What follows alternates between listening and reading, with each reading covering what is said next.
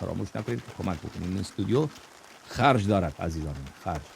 خب پول باید بدیم که این استودیو چراغایش روشن بمونه. من با این غمه شادم، همین آقا. از اولشم گفته بودم هر جا برم باز برمیگردم. کجا برم آخه منی که عشقو با تو تجربه کردم. جلو چشات بودم و همیشه